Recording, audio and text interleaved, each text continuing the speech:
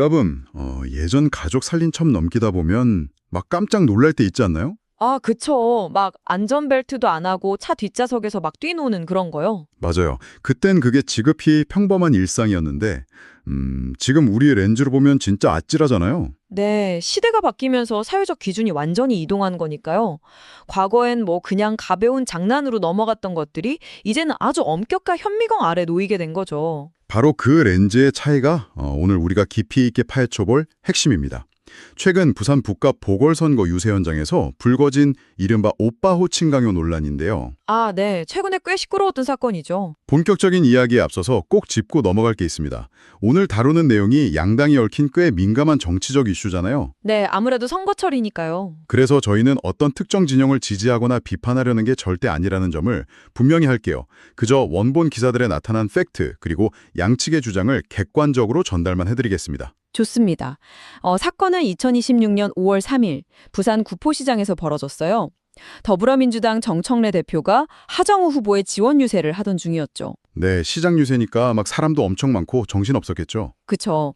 그런데 62세인 정 대표가 우연히 마주친 8살 초등학교 1학년 여학생한테 50세인 하 후보를 가리키면서 여기 정우 오빠, 오빠 해봐요. 이렇게 거듭 재촉을 한 겁니다. 아니 기사에 묘사된 상황을 보면 아이는 꽤 당황해서 막 머뭇거렸거든요.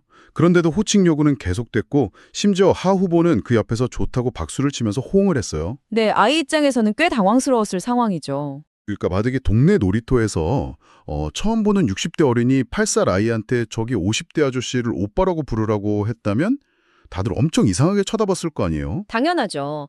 게다가 이게 팽팽한 선거판에서 벌어진 일이니까 상대 진영에서 그냥 조용히 넘어갔을 리가 없습니다. 국민의힘 측 반응은 어땠나요?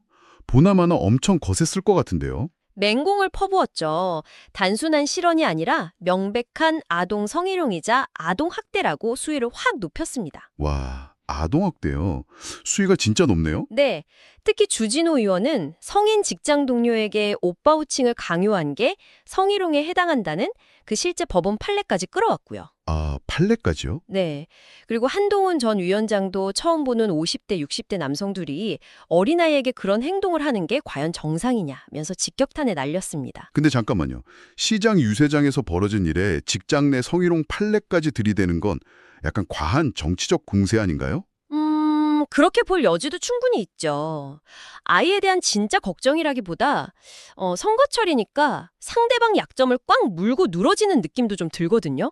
정치적 계산이 섞여 있다는 건 부인할 수 없겠죠. 하지만 전문가들이 주목하는 진짜 문제는 이 논란의 기저에 깔린 시대적 마찰입니다. 시대적 마찰이요? 구체적으로 어떤 의미죠? 아동복지법은 물리적 폭력뿐만 아니라 정서적으로 불쾌감을 주는 행위도 엄격히 제한하고 있거든요. 아, 정서적 불쾌감이요? 네, 옛날식 정치인들에게 오빠 해봐라 같은 말은 그냥 벽을 허무는 넉살이나 친근함의 무기였을지 몰라요.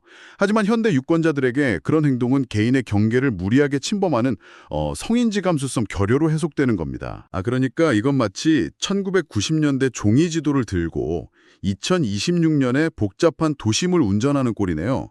오, 아주 정확한 비유네요. 도로는 완전히 바뀌고 안전구역도 새로 생겼는데 혼자 옛날 방식으로 엑셀을 밟다가 현대의 여론이라는 장벽에 정면으로 충돌해버린 거군요. 맞아요.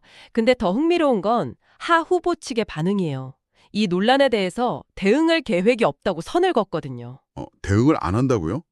선거 기간인데 꽤 위험한 선택 아닌가요? 그쵸.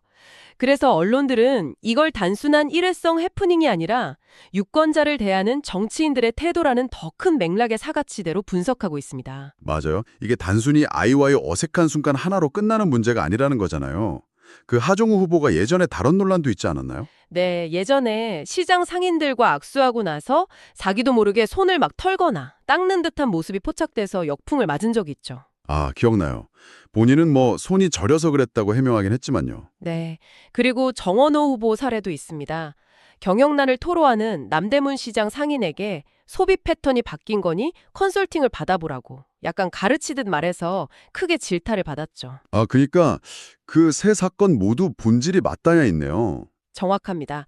정치인의 의도가 얼마나 순수했던 간에 유권자들은 그들이 타인의 감정과 일상을 얼마나 섬세하게 읽어내고 공감하는지를 평가한다는 거죠. 의도와 대중의 수용 사이의 간극이 예전보다 훨씬 넓고 깊어진 거네요. 네, 맞습니다. 결국 오늘 살펴본 자료들이 우리에게 던지는 메시지는 꽤 묵직합니다. 옛날 방식의 즉흥적인 스킨십이나 훈수가 지금의 유권자들에겐 완전히 다르게 번역된다는 거니까요. 그쵸. 시대의 눈높이가 그만큼 높아진 겁니다. 이쯤 되면 차 궁금해져요.